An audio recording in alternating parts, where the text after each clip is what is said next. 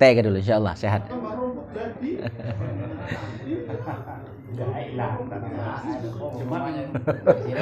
Lagi sehat. Siapa kamu nih? Ya,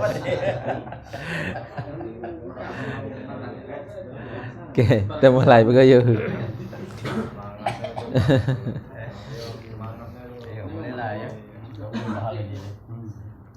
Bismillahirrahmanirrahim. Assalamualaikum warahmatullahi wabarakatuh.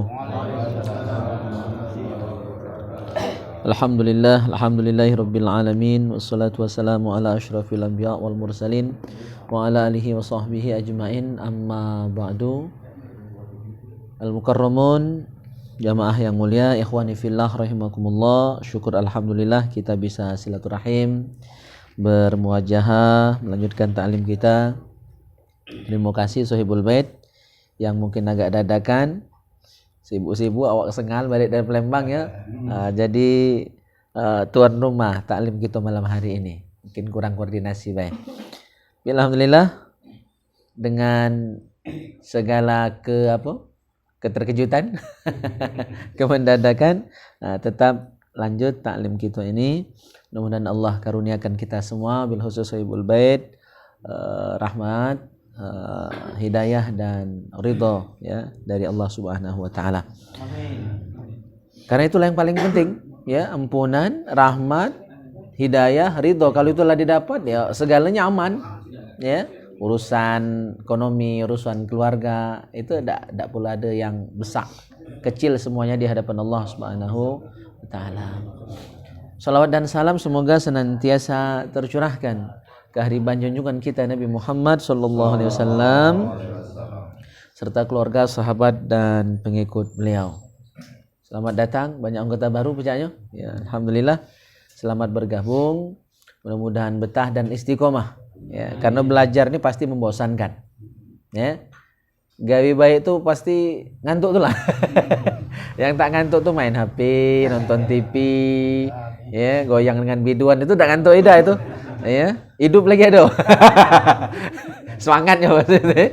Nah, tapi gawe baik ini banyak godaan, ya, banyak tantangan, banyak lesunya. Nah, tapi mudah-mudahan Allah karuniakan kita keistiqomahan. Ini yang paling penting, istiqomah dalam ibadah, istiqomah dalam kebaikan. Dan itu selain ikhtiar, selain upaya, nak paksa sedikit ya awal-awalnya, tapi kalau sudah menikmati insyaallah tidak perlu paksaan lagi. Ngejar dewek, nyari dewek. Nah, tapi sebelum merasakan manisnya belajar, nikmatnya ibadah, itu ada ikhtiar dulu. Ada usaha dulu, ada mujahadah dulu, ya, ada riyadhahnya dulu. Nah, nanti la terasa lemak dan Allah itu akan melihat-lihat kita juga dulu. Ya kan, karena Allah tidak akan mengubah kondisi kita sebelum kita merubah dulu kondisi kita.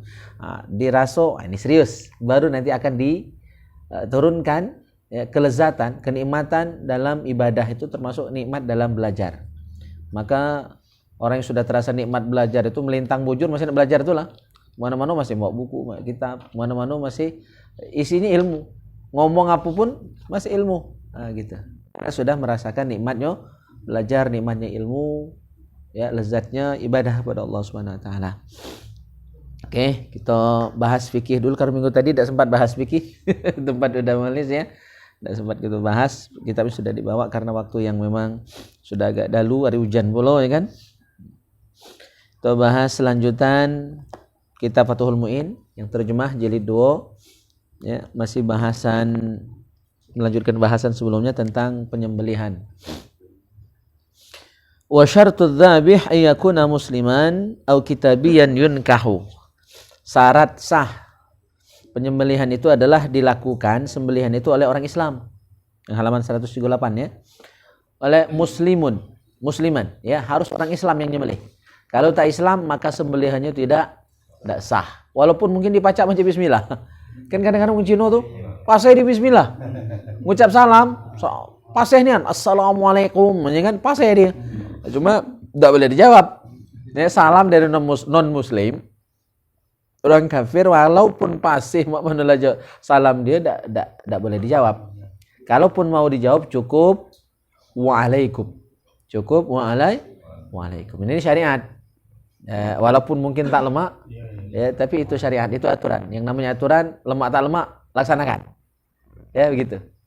Maka kawan-kawan di Polres itu kan dua periode ini kan Kapolres itu non Muslim. Itu agak dilema juga. Tapi alhamdulillah mereka di sana dari zaman Pak Pinem dulu itu kan paling sering buat acara. Walaupun dia non Muslim itu paling sering buat acara. Dengar pokoknya saya yang paling sering diundang. Ada zikir bersama, ada pokoknya pembinaan paling sering. Nah, dia sering hadir juga. Jadi dia ucap salam tuh. Cuma anak buahnya karena Allah sudah tahu hukum, diam baik. Saya pikir dia sudah memaklumi kan. Nah, itu. Karena dah baca ini masalah hukum. Masalah hukum. Ya, jadi walaupun agak ada beban, apalagi yang mengucapkan itu komandan, ya kan, Kapolres, anak buah, tapi bagus. Ya, saya rasakan sangat bagus di sana. Walaupun pimpinan yang non Muslim mengucap salam dan aturannya tidak boleh dijawab kecuali waalaikum, itu dia pun baik. Tidak tahu apa di depan aku tuh baik kan? Ada kelemahan kan tadi kan? Tapi itu prakteknya alhamdulillah ya. Artinya memang sudah paham masalah hukum ini. Nah, jadi harus seorang Muslim ya yang nyembelih itu. Atau kalaupun non Muslim dia adalah kafir kitabian ya, yunkah, orang ahli kitab. Ahli kitab itu orang Yahudi, orang Nasrani yang memang berpegang teguh dengan kitab yang diturunkan kepada nabi mereka. Itu kitab Injil dan Taurat. Nah, tapi saat ini diragukan masih ada ahlu kitab itu. Ya, diragukan masih adanya ahlu kitab. Karena kitab Taurat dan Zabur serta Injil itu sudah banyak mengalami distorsi, sudah banyak mengalami tahrif wa tabdil, perubahan. Sehingga banyak ulama berpendapat, mayoritas ulama berpendapat Yahudi Nasrani saat ini bukan lagi ahlul kitab yang dimaksud di dalam Al-Quran, yang sembelihannya halal dimakan, yang wanitanya boleh dinikahi, ya itu. Jadi sudah banyak. Apalagi ada ketegasan di Al-Quran itu, laqad kafara alladziina qalu innallaha huwal masih ibnu Maryam. Sungguh telah kafir orang yang menyatakan bahwa Isa itu anak Tuhan. Ya, anak Tuhan, bukan nabi. Kalau kita kan orang Islam meyakini dia adalah sebagai seorang nabi dan rasul, bukan sebagai Tuhan atau anak Tuhan. Nah, kata Allah, laqad kafara alladziina qalu innallaha huwal masih ibnu Maryam. Sungguh telah kafir orang yang menyatakan bahwa Allah itu adalah Isa putra Maryam. Jadi dikatakan Tuhan atau minimal dikatakan anak Tuhan, itu kafir. Jadi bukan lagi ahlul kitab. Nah, atas ketentuan itu, atas ayat itu, ulama mayoritas berpendapat ahlul kitab saat ini itu sudah tidak ada lagi. Berarti cuma satu untuk sembelihan tadi, sah oleh orang Islam saja. Ya, sembelihan yang non Muslim, apalagi yang bukan ahlul kitab, jelas tidak sah, tidak halal untuk kita makan. Maka kalau kita diundang oleh non Muslim, mereka buat acara, boleh dah hadir, boleh, sebagai bentuk muamalah. Cuma biasanya mereka udah ngerti, ya, tidak ada masak di rumah dia. Biasanya beli nasi bungkus, ya, nasi kotak, ya, itu halal dimakan. Jadi tidak usah ragu-ragu. Cuma tetap kita ini masih was-was dulu lah. Dan memang beda rasanya, ya. Beda. Saya dulu masih di Palembang sering kadang-kadang ada acara pernikahan di Kelenteng, karena tetangga ya hadir. Cuma itu pokoknya beda. Walaupun yang masak tetap orang Islam, karena uangnya berasal dari usaha dia, kan? Itu beda, ya. Usaha dia macam-macam kadang-kadang, ya kan? Ya. Ada unsur ribanya di situ dan macam-macamnya. Wa yusannu ayaqta'a al-wadajain wa huma 'irqan safhatai unukin wa ayyuhilla shafratahu wa yuwajjiha dhabihatahu likiblatin wa ayyakun adh-dhabih rajulan aqilan famra'atan fasabiyan. Nah, ketika menyembelih harus memotong dua urat, ya, urat leher sama urat ya, dua urat leher sama jalur napasnya itu, tenggorokannya, ya, putus tenggorokannya. Tenggorokan tidak putus, tidak mati, ya, sama urat leher itu. Jadi harus memutuskan urat itu dengan tentu pisau yang tajam, ya, tidak boleh pisau yang tumpul, itu nyiksa. Walaupun sah, ya, cuma nyiksa. Nah, kalau dia memang benda tumpulnya tidak sah, ya, Karena hewan yang mati karena benda tumpul itu dipukul, dipaksa matinya, itu tidak boleh, tidak sah. Ya. Jadi harus tajam. Kalau kurang tajam masih sah, cuma makruh. Kalau tidak tajam dan sama sekali karatan, sebenarnya tidak bisa nyembelih ya kan, cuma dipaksa ke pisaunya tumpul, ya, maka itu justru haram. Kalau pisaunya memang tidak ada ketajaman sama sekali. Kalau kurang tajam saja itu minimal makruh. Ya. Yang sunnah adalah betul-betul tajam. Jika perlu sekali tebas, ya, sekali sayat, ya, sekali nyembelih itu langsung mati. Jadi tidak berkali itu tanda tumpul itu tuh. Kalau ya tanda tumpul. Terus sunnahnya juga menghadap ke arah kiblat. Ya. Nah, tapi untuk menghadap ke arah kiblat ini ada dua pendapat. Ada yang bilang tidak menghadap kiblat karena kiblat itu kan arah yang suci, ya, arah yang sangat baik, sangat bagus. Sementara ketika kita menyembelih itu mengeluarkan darah itu najis. Nah, jadi sebagian ulama memakruhkan menghadapkan ke arah kiblat. Dikiaskan dengan kita buang hajat. Dia buang hajat itu kan makruh. Menghadap ke arah kiblat atau membelakangi kiblat. Menghadap ke arah matahari dan bulan atau membelakangi matahari dan bulan. Itu hukumnya makruh. Karena itu najis. Nah, darah termasuk najis. Jadi ketika menyembelih menurut sebagian ulama, jadi memang pasti lebih dari satu pendapat ya dalam masalah fikih itu. Menurut sebagian ulama makruh menghadapkan ke arah kiblat ketika menyembelih hewan itu. Karena apa? Ketika menyembelih mengeluarkan darah. Yang darah itu merupakan najis. Nah, jadi itu pendapat sebagian. Sebagian lagi tetap menyatakan sunnah. Ya, karena arah terbaik adalah kiblat. Maka segala gawe baik, belajar ngadap kiblat, salat yunian kan, karena syarat sah. Kalau tidak ngadap kiblat, batal salat kita. Makan ngadap kiblat, minum ngadap kiblat, ngambil borongan juga ngadap kiblat. Yang bujang tidak ngerti borongan itu. Itu sunnahnya, termasuk menyembelih juga menghadap kiblat. Itu sunnah. Jadi ada dua pendapat untuk ngadap kiblat. Ada yang menyatakan makruh, ada yang menyatakan sunnah. Yang makruh karena apa? Mengeluarkan darah itu najis. Maka najis tidak cocok diarahkan ke arah kiblat gitu alasannya, ya. Kalau menghadap kiblat, yo karena itu arah yang terbaik. Ya, sebaik-baik arah adalah menghadap kiblat. Wa yakuna adzabih rajulan akilan. Tukang sembelih harus seorang laki-laki yang berakal, artinya yang memang waras. Jangan wong gilo nyembelih.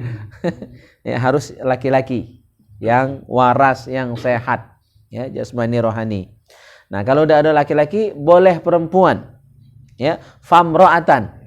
Berarti perempuan ini alternatif. Aman masih ada lanang, jangan bedino. Apa gawe lanang? Takut dengan darah, ya kan? Aduh, ya.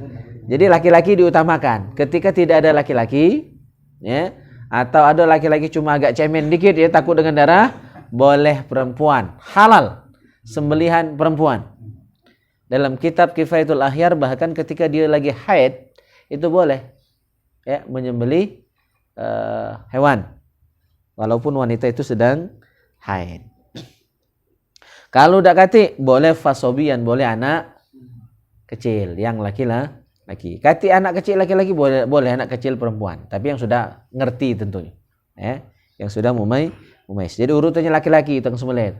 Dak kati lanang, tino. Kati lanang betino yang dewasa, boleh anak lanang yang ya, laki-laki. Anak lanang yang laki-laki ya pasti ya. Agak error malam ini. Agak kurang konsen ya. Apa sih Pak Gopar itu? Agak pangling ya. Ya. Lanjut tersebut anak lanang yang laki-laki. Allah, apa takut disetrum oleh Imam Ghazali sebelah nih. Ya, gitu. Turutannya. Wa yaqul nadban inda dzabhi wa kadza inda ramyi sayd. Sunnah ketika menyembelih atau ketika hendak apa? Memanah, menombak atau nembak. Kan kemarin tuh sudah kita bahas ya, kalau binatangnya itu jinak berarti kan disembelih. Kalau misalnya dia liar, lepas dari kebatan, ucol, maka itu boleh ditembak. Yang penting dia bisa dilumpuhkan. Ketika dilumpuhkan, ditembak atau dipanah atau ditombak itu dia masih hidup, sembelih lagi. Kalau langsung mati, ya sudah, itu sudah halal. Karena binatangnya itu liar. Tapi tidak boleh yang jinak dibuat seperti itu. Dia binatang jinak, ya kan, sapinya dibuling, sengaja ditembak, tidak boleh. Ini khusus yang tidak bisa dikendalikan. Jadi macam-macam cara menyembelih itu. Bagi yang nurut, ya, yang bisa dikendalikan, disembelih dengan cara normal. Bagi yang lepas, yang ucol, yang liar, mereka itu boleh dengan cara apapun. Nah, misalnya dengan menyembelih, atau dengan cara ditembak, atau dengan dipanah, atau dilempar dengan tombak atau lembing dan sebagainya. Ya, nah, itu ketika menyembelih, ketika memanah, itu sunnah diucapkan Bismillah. Jadi kalau misalnya sapinya berlari, nak ditembak, waktu sebelum nembak itu baca Bismillah. Sebelum mana narik, ya, panah itu Bismillah. Mau melempar tombak, Bismillah. Tuh. Sunnah baca Bismillah. Walau samkan, walaupun kita nyariwa, nah, mancing. Jadi waktu mancing itu Bismillah, ya, melempar ke pancing tuh. Nah, pernah ada salam itu yang hobi mancing? Itu liwat baik. Jadi seluruh jenis perburuan, baik berburu hewan di darat, di udara, nembak burung, ya kan, atau mancing, itu hendaklah itu pakai Bismillah dulu, Bismillah. Karena kan ada perintahnya itu, kullu amrin dzibalin la yubda'u fihi bismillahirrahmanirrahim fa huwa aqta. Kalau gawe baik tidak diawali dengan basmalah, maka terputus dari berkah, hilang rahmat Allah, tidak dapat berkahnya, hilang. Maka waktu nak mancing pun itu, masang jaring, ya, masang jaring, ya kan, itu Bismillahirrahmanirrahim. Apa lagi? Masang bubu, masang tajur, ya kan? Ngelempar kenapa tuh? Jelu, ya, jalu, jala, ya, bahasa Indonesia jala, uji tubuh jelu, ya kan? Bukan jenu, melempar ke jenu, melempar ke jelu. Itu sunnah juga membaca Bismillahirrahmanirrahim. Pokoknya berburu, ya, dimanapun, laut, darat, udara, sunnah diawali dengan Bismillahirrahmanirrahim. Bismillahirrahmanirrahim. Allahumma salli wa sallim ala sayyidina Muhammad. Jadi bismillah dan salawat. Bismillahirrahmanirrahim. Allahumma salli wa sallim ala sayyidina Muhammad. Baru takbir. Ya, kalau yang nak nyembelih, ya. Allahu akbar, Allahu akbar, Allahu akbar. Atau sekali boleh. Ada yang bilang ngitung kaki. Ya. Ya, tidak harus seperti itu. Minimal takbir sekali sudah cukup. Itu sunnah saja, bukan wajib. Ya, tidak ada wajib. Karena agak berat juga kalau iwak berarti ngitung sisik berarti kan. Tak sudah lagi nyampak ke pancing tadi. Ya kan, kalau hewan ngitung kaki, ayam ngitung kaki dulu berarti 2 kali bismillah. Naik 2 kali takbir, ya. Kalau sapi kambing 4 kaki berarti 4 kali takbir. Burung 2, Nah, yang agak sara tuh iwak. Ngitung apa? Kaki iwak. Ngitung sirip. Jadi tidak harus seperti itu. Ya, takbir cukup sekali, boleh sampai 3 kali. Nah, ini versi yang kitab ini Bismillahirrahmanirrahim sampai lengkap. Ya. Plus salawat Allahumma salli wa sallim ala sayyidina Muhammad. Tidak pakai takbir kalau yang versi kitab ini. Nah, versi yang lain dia cuma bismillah Allahu akbar, tidak pakai salawat. Nah, kalau nak kita gabung boleh. Jadi bismillah, takbir, salawat. Urutannya bismillah, takbir, salawat. Berarti bismillah Allahu akbar, Allahumma salli wa sallim ala sayyidina Muhammad. Berarti ada 3 versi. Versi pertama yang di sini, ya. Bismillahirrahmanirrahim sampai habis. Bismillahnya, Bismillahirrahmanirrahim.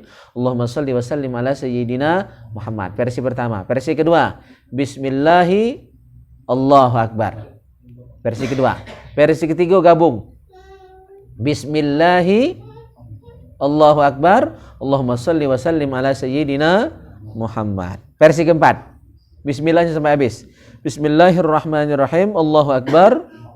Allahumma salli wa sallim ala sayyidina Muhammad. Yang agak khilafiyah adalah di bismillah.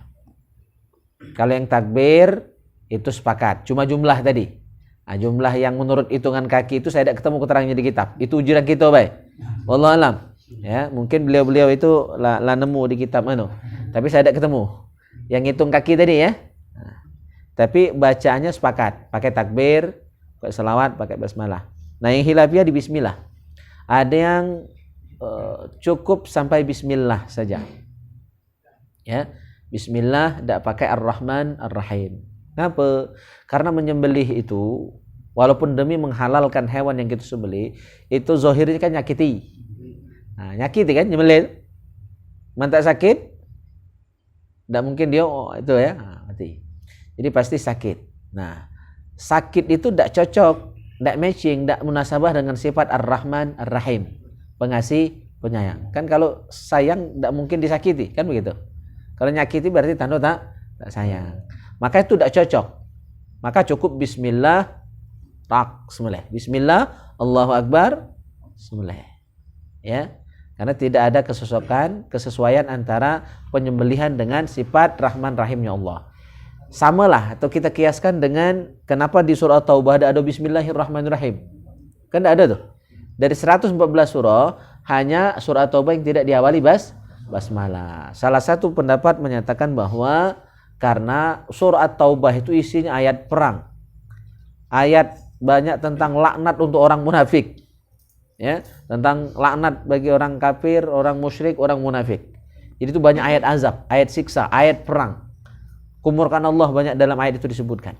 Nah, sementara Bismillahirrahmanirrahim itu berisi kasih sayang Allah. Jadi tidak cocok disandingkan antara Bismillah dengan surah Taubah itu. Maka tidak dicantumkan Bismillah di surah Taubah. Itu tidak cocok, tidak matching, tidak munasabah. Itu pendapat pertama. Pendapat kedua, ya berdasarkan hadis. Kan dalam hadis disebutkan lengkap. Kullu amrin dzibalin la yubda'u fi bi bismillahirrahmanirrahim fahuwa atta. Setiap gawe baik yang tidak diawali dengan bismillahirrahmanirrahim. Nah, dalam hadis ini disebut lengkap. Tidak separuh-separuh. Ya. Setiap gawe baik yang tidak diawali dengan bismillahirrahmanirrahim maka terputus dari rahmat Allah. Hilang berkahnya. Nah, jadi dua-dua pendapat ini benar. Tinggal kita nak milih yang mana? Tidak ada yang salah. Ya. Ini 4 versi tadi. Bismillahirrahmanirrahim. Allahumma shalli wa sallim ala sayyidina Muhammad. Yang kedua, bismillah wallahu akbar. Yang ketiga, bismillahirrahmanirrahim. Allahu akbar, ya. Terus sholawat. Terus tadi bismillah saja atau bismillahirrahmanirrahim. Ya, jadi 4 versi.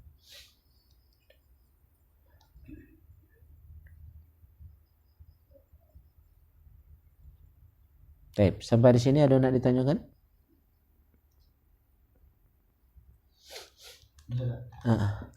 Yang untuk itu makanan non muslim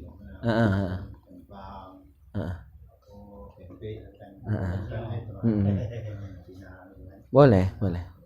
Jadi ketika ada orang non muslim yang memberikan kita makan, minum, apalagi cuma dikirimi kan boleh, halal dimakan.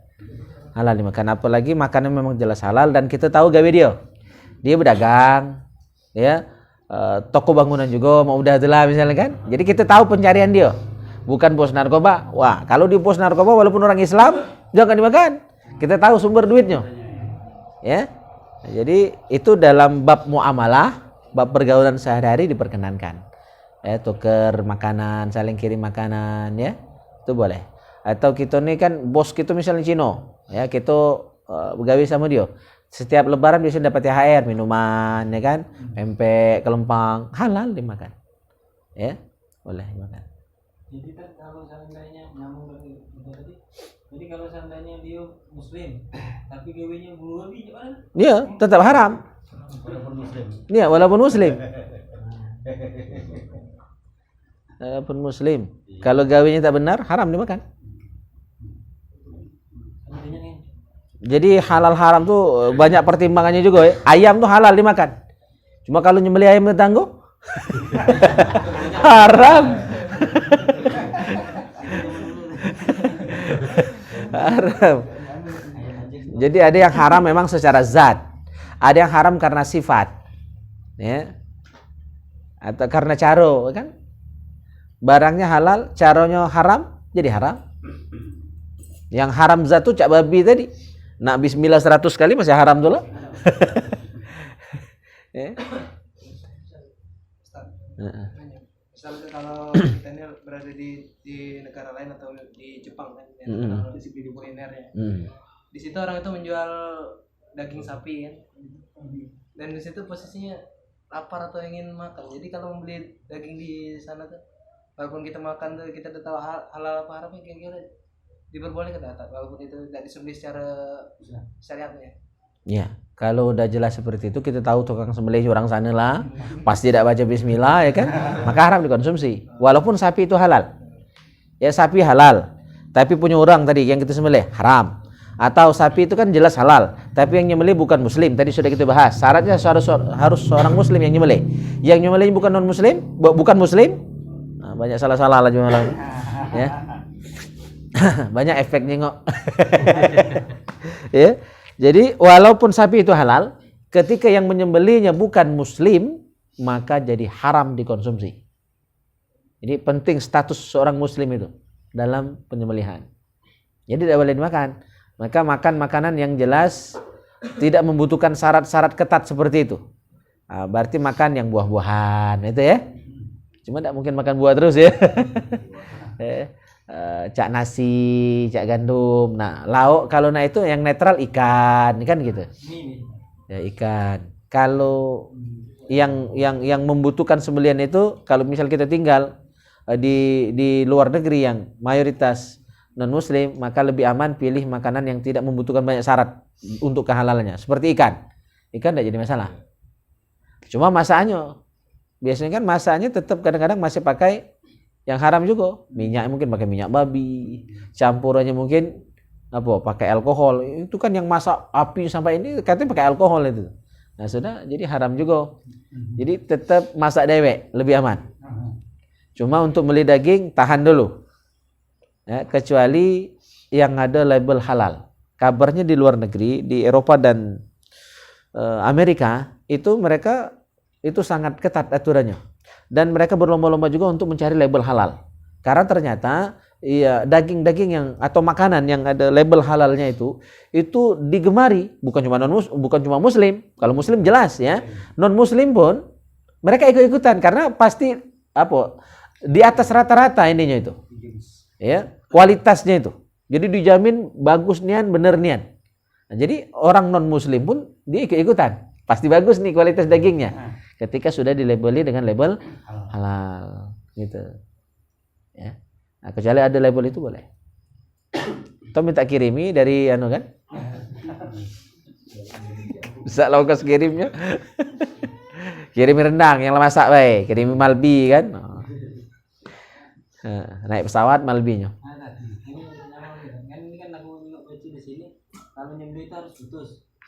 Nah kadang tuh, ini bukan kadang, pernah aku melihat orang tuh nyembelih ayam biasanya bebek kan, kalau untuk pas sembelih itu udah disembelih lepas masa bisa jalan, itu cak mana? Apa dibunuh, disembelih lagi, ditangkap apa ya? Ya, nah sembelihan ulang itu sebagian ulama di sini juga ada sebutkan itu haram. Jadi harusnya sekali nyembelih itu dia udah mati. Kalau kecuali memang masa hidupnya, ya. Nah tapi kalau dia lama saja matinya, bebek biasanya seperti itu, maka disembelih ulang itu justru jadi haram. Sebagian ulama. Nah, kecuali nyembelih ulang itu misalnya lading gitu tadi terlepas atau tergelesur lah misalnya, sehingga tidak sempurna penyembelihan, kita ulang lagi, dibalikkan lagi. Nah itu tidak jadi masalah. Cuma kalau memang sudah dilepas, ayamnya lah dilepas, pisaunya lah dibersihkan, masih hidup, nah disembelih ulang, nah itu haram. Jadi biarkanlah dimati dewek. Tapi ada juga kata masuk TV yang lah putus kepala masih hidup.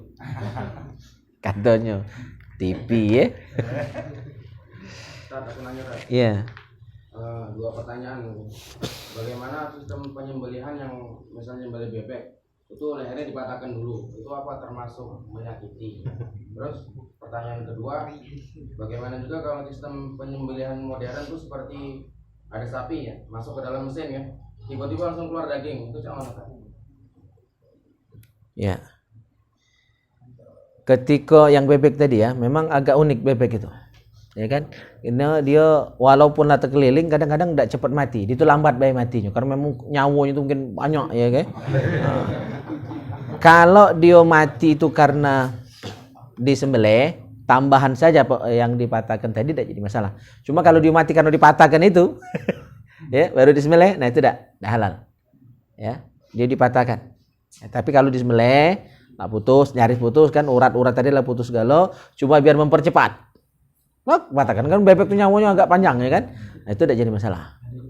Ya. Tapi kalau patahkan dulu baru disembelih, nah itu matinya bukan karena disembelih berarti karena dipatahkan. Ya. Nah, terus yang ya sering juga kita tonton videonya di YouTube ya. Itu biasanya mesin modern di luar negeri. Di Indonesia ada pakai itu mungkin ya. Nah, maka itu tidak benar karena dia harus disembelih dulu. Harus disembelih dulu dengan cara-cara yang benar tadi oleh orang Islam, proses penyembelihannya benar, ya kan? Nah, baru diproses dagingnya. Bukan langsung seperti tadi. Buat pisah tahinya atau mungkin tercampur lah barangkali di situ ya kan? Jadi sosis sesak keluar ya kan? Nah, itu tidak diperkenankan. Ya. Terlalu modern itu.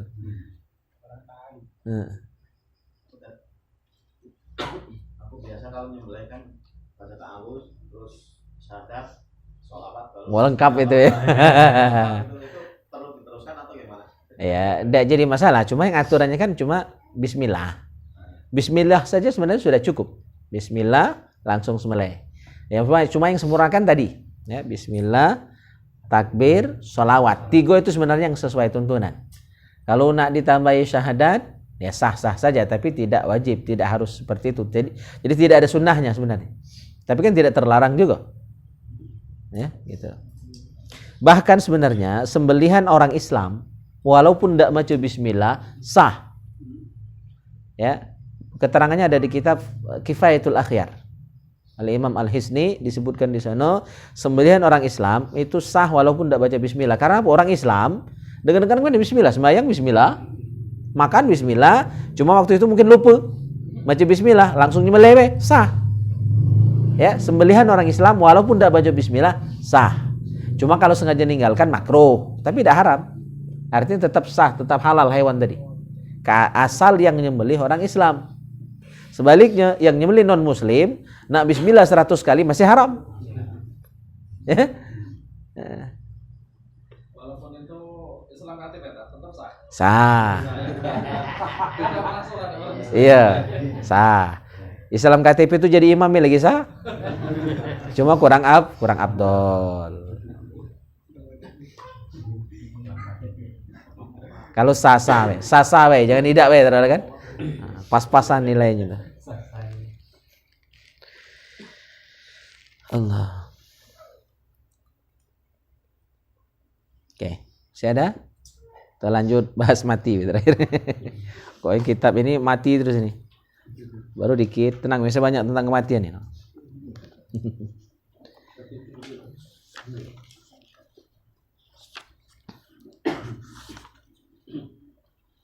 Bab mengingat kematian dan persiapan menjelang kematian.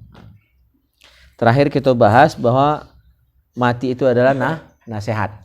Ya, pemberi nasihat, penceramah yang paling mantap tuh kematian. Maka kalau sudah nyingok orang mati tak sadar itu kelewatan. Dengar ceramah tak sadar biasa ya kan? Biasa baik. Dengar ceramah ngantuk-ngantuk ya, datang ke pengajian tidur itu biasa. Cuma kalau lah dinasehati oleh kematian lah nyingok orang mati. Ya kan?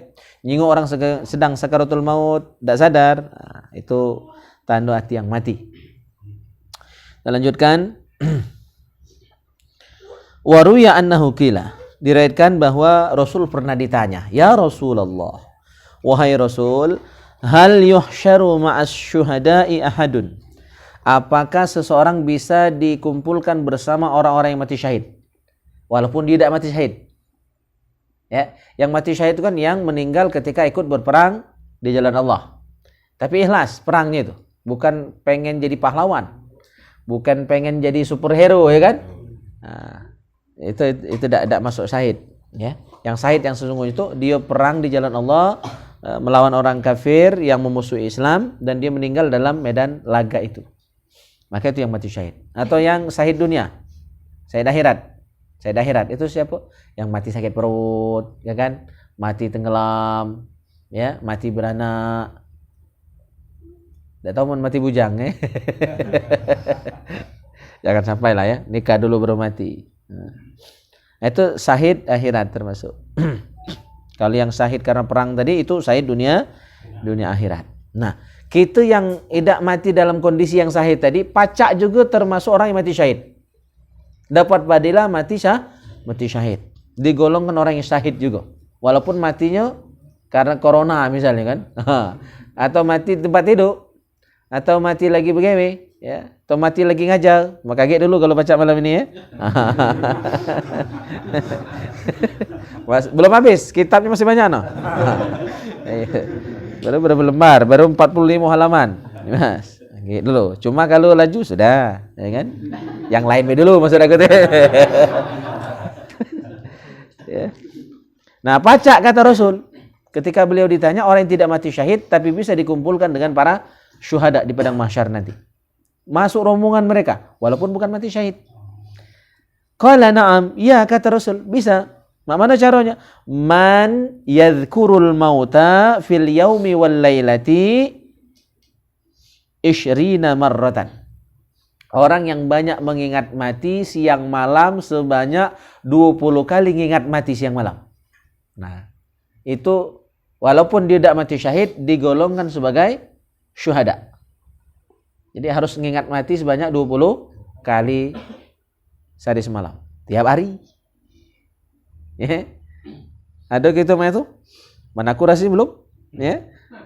Ingat mati 20 kali sehari. Nah, itu fadilahnya. Wa qala as-Sudi fi qoulihi ta'ala.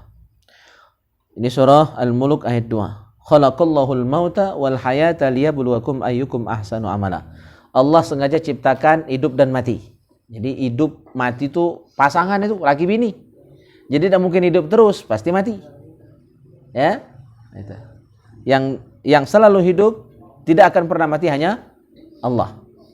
Hayyun, sang maha hidup. Allah tidak mungkin mati. Kalau kita makhluk pasti mati. Kullu man 'alaiha fan wa yabqa wajhu rabbika dzul jalali wal ikram. Seluruh makhluk fan, binasa, mati. Ada masanya kala. Wa yabqa wajhu rabbika dzul jalali wal ikram, yang kekal hanya Allah. Nah, maksud ayat ini kata ulama, qala aktsarukum lil mauti zikron. Ya. Ayat ini kan menyebutkan bahwa Allah menciptakan hidup dan mati untuk menguji kalian. Siapa yang terbaik amalnya? Jadi ada hidup, ada mati, itu untuk ujian bagi kita. Ya, ujian bagi manusia. Siapa yang terbaik amalnya? Kata ulama, maksud ayat ini adalah siapa yang paling banyak ingat mati. Wa ahsanu lahu istidadan, dan siapa yang paling bagus persiapannya untuk menghadap Allah Subhanahu wa taala. Wa ashaddu khaufan wa hadran, dan yang paling besar rasa takutnya ya dengan Allah Subhanahu wa taala, sehingga dia nyiapkan bekal nak selamat ya setelah hidup ba'da kematian itu nanti. Berikutnya zukira indan Nabi sallallahu alaihi wasallam rajulun fa uthni alaih. Ada sahabat yang membangga-banggakan sahabat yang lain. Disebut-sebut kebaikannya, dipuji-puji di hadapan Nabi sallallahu alaihi wasallam. Faqala Rasulullah sallallahu alaihi wasallam. Maka mendengar pujian sahabat tadi kepada kawannya, Rasul bertanya kepada sahabat tadi, "Kaifa dzikruhu lil maut?" Kalau memang dia bagus, makmanu pandangan dia, bagaimana ingatan dia tentang kematian. Ya, kalau memang dia orang bagus, seharusnya dia lebih banyak mengingat kematian. Kalau tidak, berarti belum baik, belum bagus yang sesungguhnya. Falam yuzkar dzalika minhu. Maka sahabat tadi ngomong, tidak pernah dia nyebut masalah mati, tidak pernah dia ingat kematian, walaupun dia orang baik, walaupun dia orang hebat, walaupun dia dipuji-puji. Maka apa kata Rasul? Ya, faqala ma huwa kama tuzkarun. Berarti dia cak yang kau sebut gitulah. Ya. Kalau dia tidak banyak mengingat kematian walaupun dia orang hebat, orang baik, belum. Ya. Jadi artinya banyak mengingat kematian itu termasuk menjadi ukuran orang itu baik niat apa tidak. Karena biasanya kalau orang lupa dengan kematian, maka kebaikan itu hanya kamuflase baik. Mungkin cuma minta alam baik. Mungkin cuma di depan gitu baik. Jangan ndak kelemahan baik. Belum tentu ikhlas. Ya, gitu. Cuma kalau orang banyak ingat kematian, kebaikan dia itu murni untuk bekal dia. Ya. Itu apa? Bekal dia menghadap Allah Subhanahu wa taala. Berikutnya waqala ba'duhum, sebagian ulama mengatakan man aktsara dzikrul maut akrama bi thalathati asya. Barang siapa memperbanyak mengingat kematian, Allah akan berikan dia 3 kemuliaan. Kalau kita banyak ingat mati, ada 3 kemuliaan yang akan Allah berikan untuk kita. 1, ta'jilu taubah. Allah akan karuniakan kita cepat taubat. Jadi ketika salah, kita pasti tidak mungkin tak salah. Nah, tapi orang yang banyak ingat mati, begitu dia salah cepat sadar. Cepat balik, cepat taubat, cepat ngaku salah, cepat minta ampun. Nah, rasakanlah kalau kita melakukan kesalahan, misalnya bangun kesiangan, sehingga sholat subuh gitu tidak di masjid, tapi di rumah, sehingga kata Ustadz Somad itu apa? Duhanya pakai kunut. Itu sindiran beliau untuk orang yang subuhnya kesiangan. Duha pakai kunut, ya. Maksudnya bukan sholat duha berkunut, tapi subuhnya kesiangan. Itu maksud beliau, ya. Misalnya seperti itu. Nah, begitu bangun tadi kita sedih luar biasa, nyesal, ya Allah, aku ketiduran. Pokoknya nyala ke dirinya, ngapalah aku begadang tadi malam, ngapalah aku main game tadi malam lemanian, ya kan. Ngapa dek noleh dek, tidak nyindir tidak gitu. Iya, nyinggung bahaya gitu ya.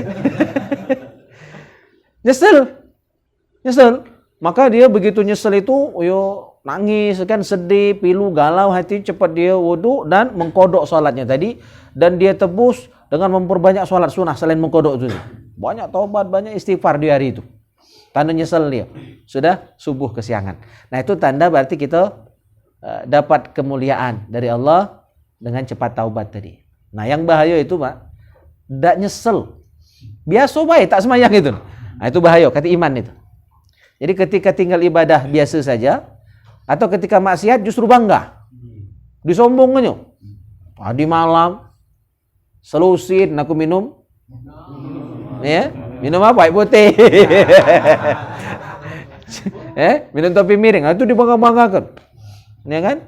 Nganu anak gadis wong dibanggakan, ya. Nauzubillah, berjudi sampai habis duit dibanggakan, disebut-sebut. Yang itu kata iman sama sekali.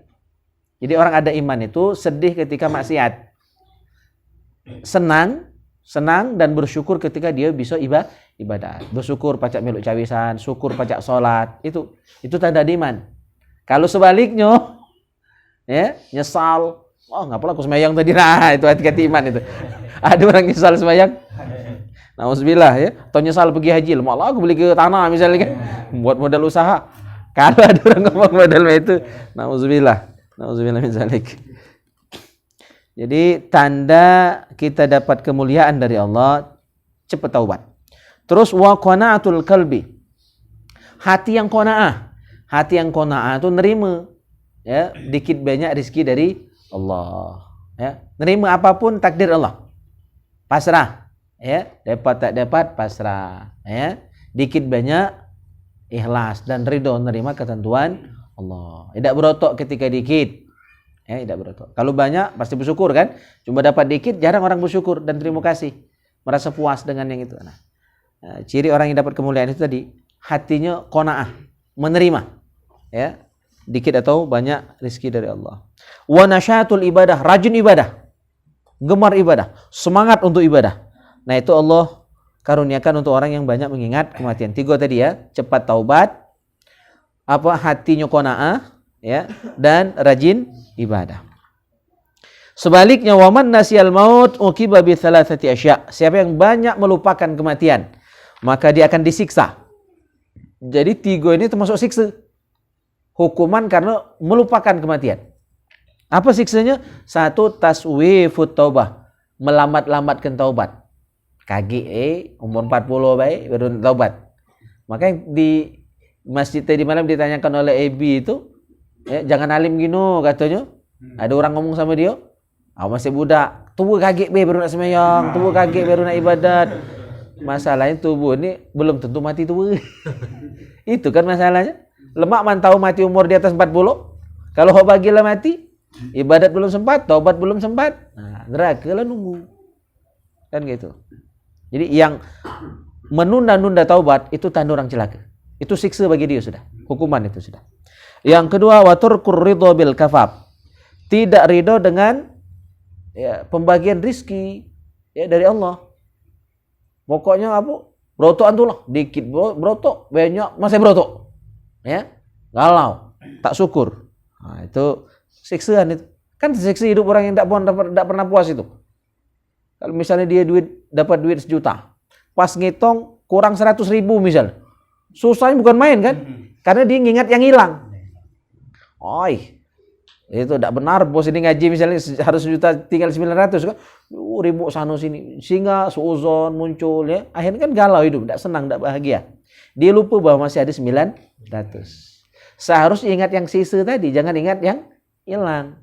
Maka kita akan bersyukur. Kan kadang-kadang gitu mah itu.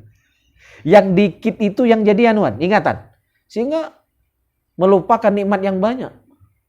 Gara-gara dikit hilang bahagianya. Ya, orang untuk senang. Itu sudah siksaan. Wattakasul fil ibadah, dan malas untuk ibadah. Jadi kalau ada orang yang lesu ibadah, itu tanda itu orang celaka.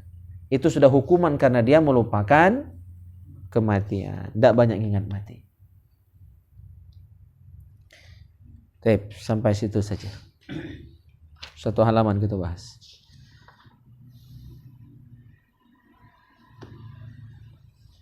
Biasanya bab mati ini katanya nanya.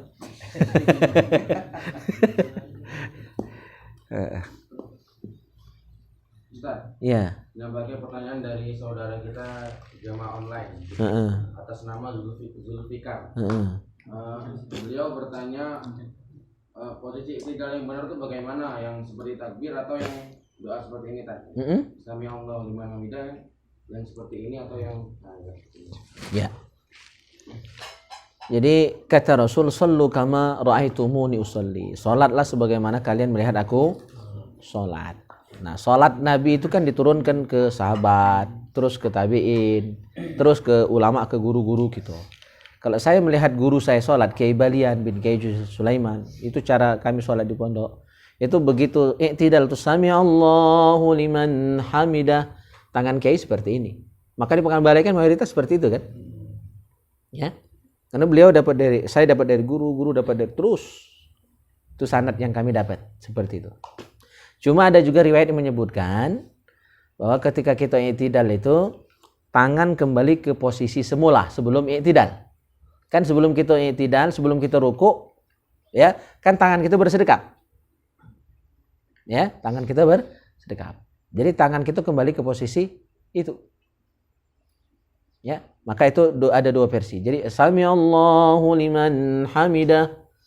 Ini cara kiai kami. Kiai Balian, ya. Ada yang sami Allahu liman hamidah bersedekap. Ini yang lebih aman sebenarnya. Tapi kan jarang kita praktekkan. Ada yang sami Allahu liman hamidah lurus. Ya, gitu. Jadi itu pilihan. Silakan mau pakai sami Allahu liman hamidah. Ya. Nah, posisi ini lebih khusus biasanya ketika kita mau baca doa kunut. Jadi posisi ini dianjurkan langsung sami Allahu liman hamidah seperti itu. Jadi ketika kita mau kunut, jangan diturunkan tangan sehingga itu banyak melakukan gerakan. Jadi waktu sami Allahu liman hamidah langsung sudah posisi tangan siap untuk baca doa kunut. Nah, biasanya kadang-kadang kan kita tidak lurus, nanti pas doa baru ngangkat lagi. Itu kurang bagus karena terlalu banyak gerakan. Karena dalam mazhab Syafi'i memperbanyak gerakan itu makruh. Maka dibuat seminimal mungkin gerakan itu.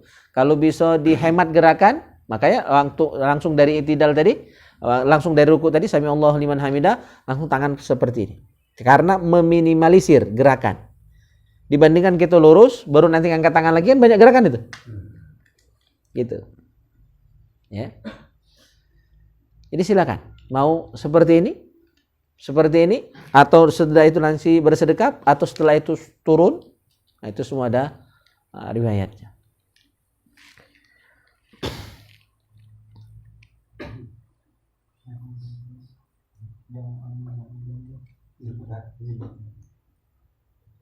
Ada lagi? Ini Ustaz. Ini ya, sembahyangkan yang di hatinya Allahu Akbar. Yang paling pendeknya apa Ustaz? Yang paling pendek, sengaja aku sholat fardu subuh. Jadi makmum, sudah, itu yang paling pendek. Jadi nyebut lillahi ta'ala itu sunnah. Tidak disebut, sholat tetap sah. Jadi 4 yang wajib kalau kita berjamaah itu. Jadi makmum itu 4. Nyebut sengaja aku sholat, itu namanya qasdu. Nyebut kata fardo atau fardu, terus nama sholatnya. Zuhur, asar, maghrib, isya, subuh. Nama sholatnya harus jelas. Kalau subuh sebut subuh, jangan subuh disebut asar. Ya kan? Nah, 3 itu sudah ada. Yang terakhir jadi makmum. Ini niat yang wajib. Tidak boleh tinggal. Kalau nyebut ngadap kiblat, nyebut jumlah rakaat, nyebut lillahi ta'ala, nyebut adaan atau qadaan, itu sunnah. Artinya walaupun ada disebut, sholat tetap sah. Ya. Nah, yang wajib dalam niat itu 4. Qasdu, ta'arud, ta'yin, makmum. Qasdu, ta'arud, ta'yin, makmum. Qasdu itu sengaja aku sholat. Itu qasdu. Dengan bahasa Arab lebih ringkas sebenarnya, usolli.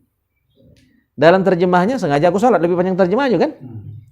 Maka kalau baca bahasa Arab, singkat bahasa Arab, usolli fardol maghrib. Itu sudah dapat 3 tadi. Usolli fardol maghrib. Makmuman.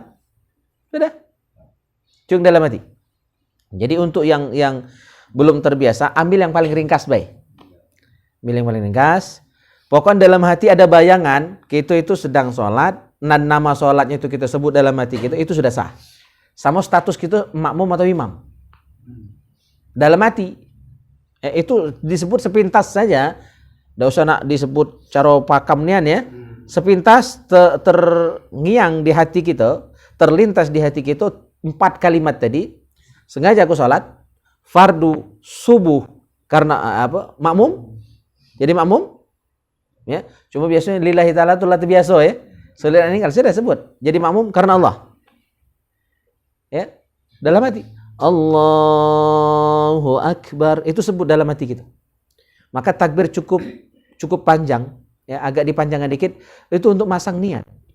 Bukan tambah tujuan. Allahu Akbar, kalau kiai kami itu cawisan itu dipraktekkan siko-siko. Ya. Nah, tapi latihan dewek bae. Berarti siko-siko tidak cukup waktu, sama minggu depan biasanya tak datang lagi.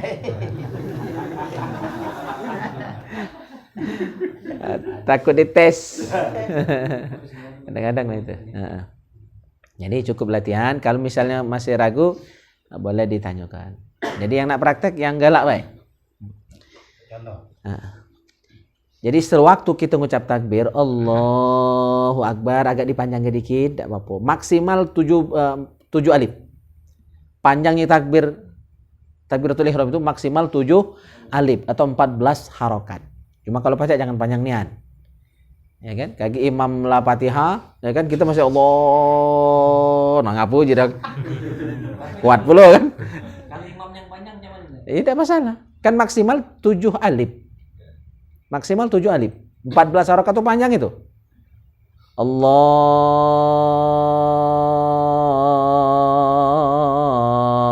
Akbar. Kan belum, jarang kita dengar sepanjang itu.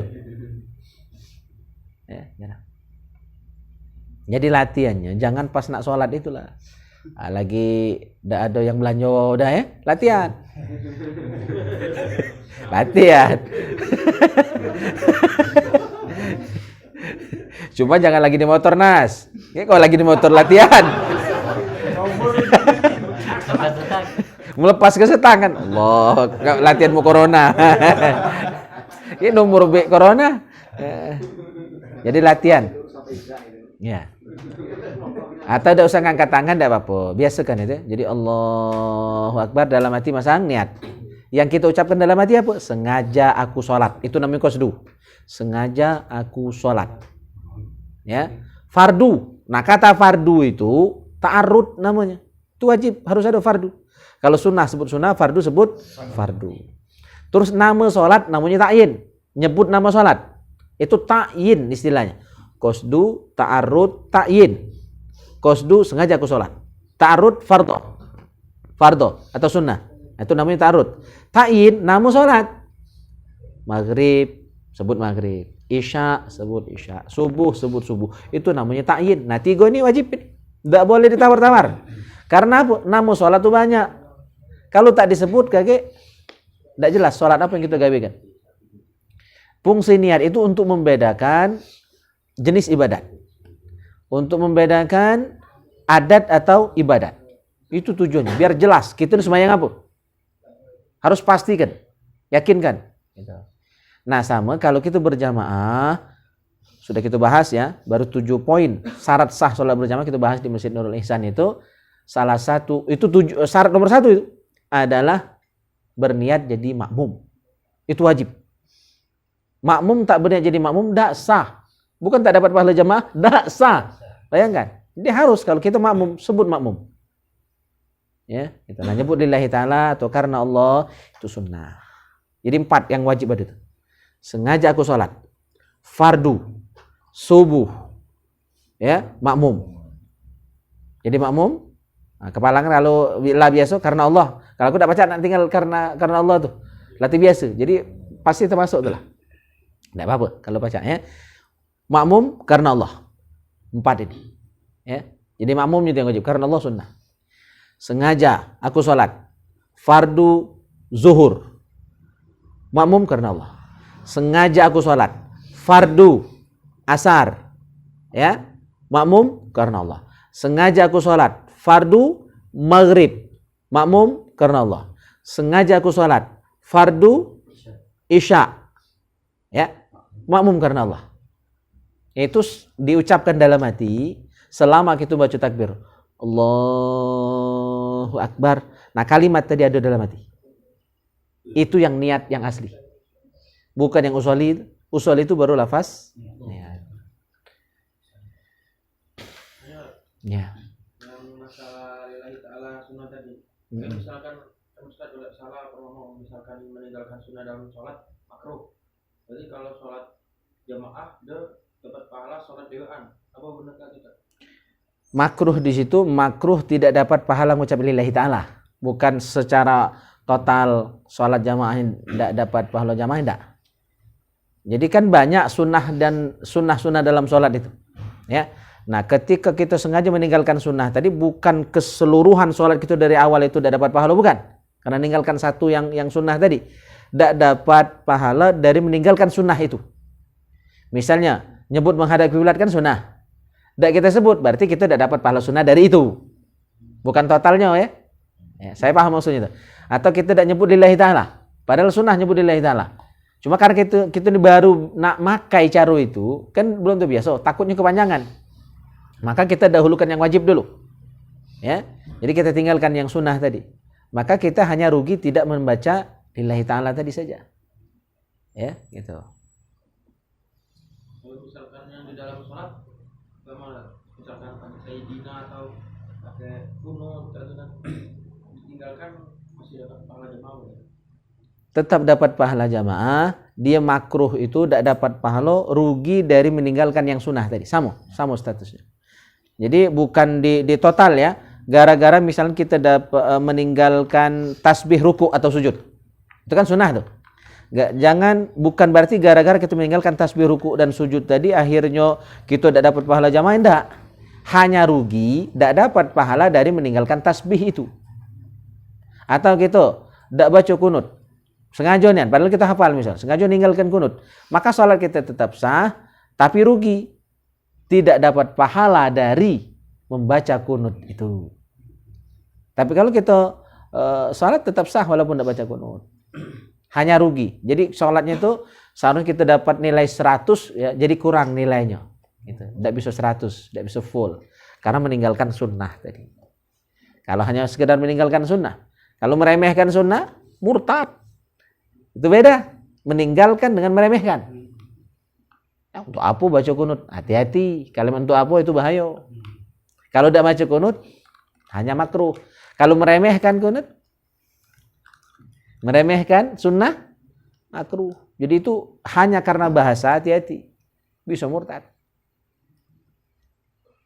Kadang tuh kebanyakan orang tuh kunutnya cuma setetak. Gimana? Sadar. Ya tetap sah, cuma setetak pula pahalanya.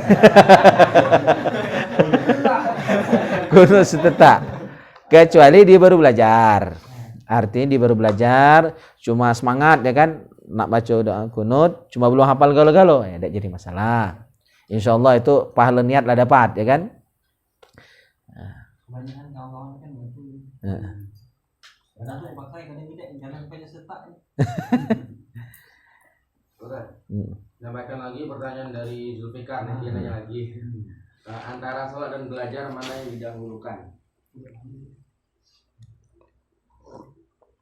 Seluruhnya kan punya timing. Belajar ada waktunya, sholat ada waktunya.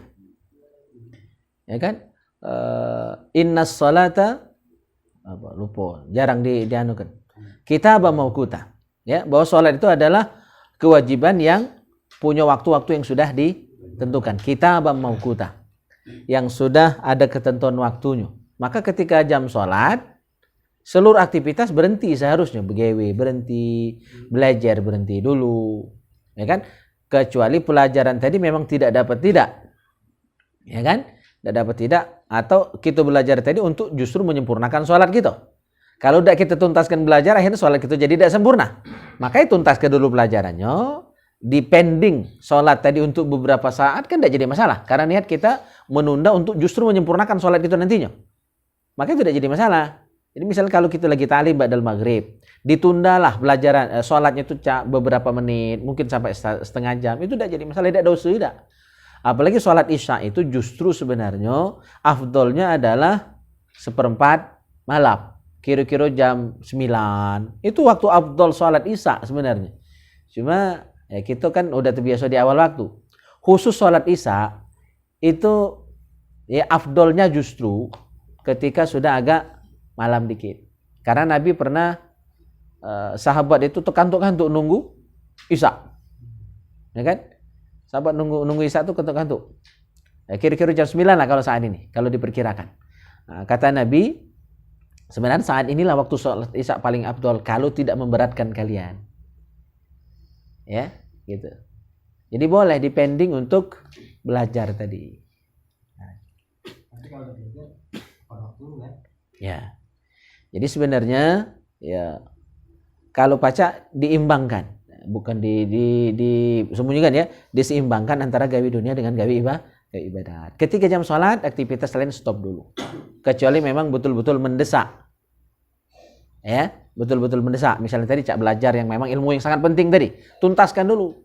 Justru ketika tidak tuntas, akhirnya sholat itu jadi masalah misalnya kan. Nah, itu. Atau kondisi darurat lainnya. Misalnya kita lagi operasi, ya kan? Kita seorang dokter lagi operasi, jam sholat tiba, azan dikumandangkan, kita tinggalkan pasien tadi, kaget dulu aku nak sembahyang ya, mati pasien tadi. Nah, kalau cuma setrum tidak jadi masalah kan, stop dulu ya. Ini lagi operasi, lagi nyait, lagi meleleh perut, ya kan? Itu kondisi darurat. Jadi artinya kan tidak 100% juga kita harus langsung buru-buru mengerjakan sholat di awal waktu. Lihat situasi dan kondisi. Ya. Gitu. Lagi dari saudara Yudi Firmansyah, pada saat doa kunut kita boleh nggak nambah doa lagi? Karena doa kunut kan sudah panjang. Takutnya kalau nambah doa lagi panjang, tambah panjang itu boleh atau tidak? Ya, boleh. Cuma jangan sampai terlalu panjang. Karena yang tadi malam saya bahas bahwa i'tidal, kan doa kunut itu dibaca pada waktu i'tidal. Ya. Nah, ada rukun sholat itu yang pendek, ada yang panjang. Yang pendek itu diantaranya i'tidal, itu tidak boleh kepanjangan.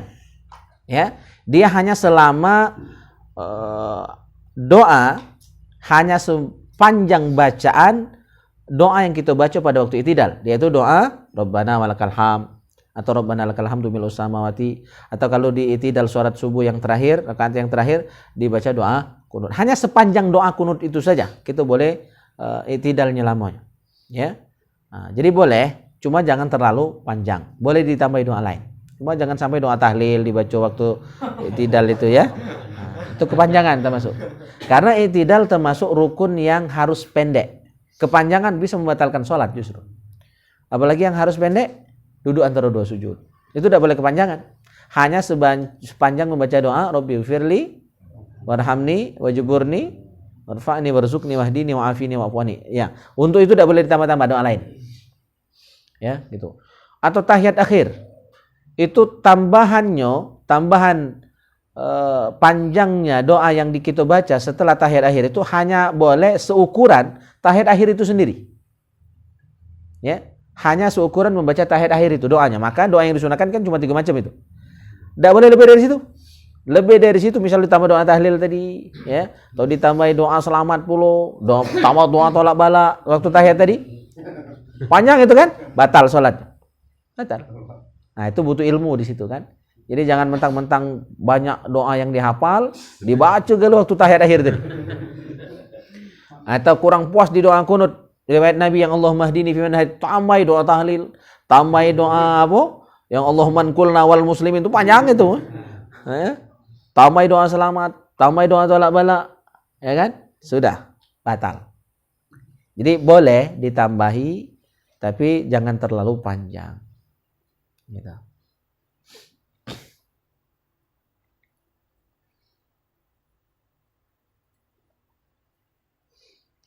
Cukup? Mang Wahab itulah kuncinya. Sebelum manggut cukup. Masya Allah. Beliau tetap semangat ya. Masya Allah. Ini saja taklim kita malam hari ini. Banyak salah-salah cakap malam ini. Tahu apa? Iya. Masya Allah. Apa kebanyakan makan ini kan? Ini saja kita tutup dengan doa kibaratul majlis. Subhanakallahumma bihamdika asyhadu an la ilaha illa anta astaghfiruka wa atubu ilaik. Bismillahirrahmanirrahim. Alhamdulillahirabbil alamin. Allahumma shalli wa sallim ala sayyidina Muhammad wa ala ali sayyidina Muhammad. Allahumma ij'al jam'ana hadha jam'an marhuma wa tafarruqana min ba'dihi tafarruqan ma'suma. Allahumma barik lana fi auladina wahfazhum wa la tadurruhum warzuqna birrahum. Rabbana hab lana minas salihin. Rabbana hab lana minas salihin.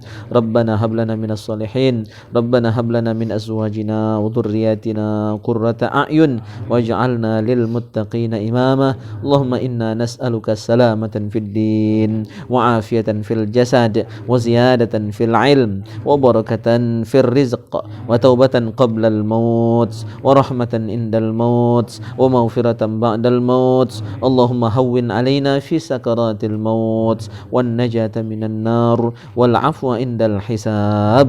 ربنا لا تزغ قلوبنا بعد إذ هديتنا وهب لنا من لدنك رحمة إنك أنت الوهاب. ربنا آتنا في الدنيا حسنة وفي الآخرة حسنة وقنا عذاب النار والحمد لله رب العالمين. تقبل الله منكم.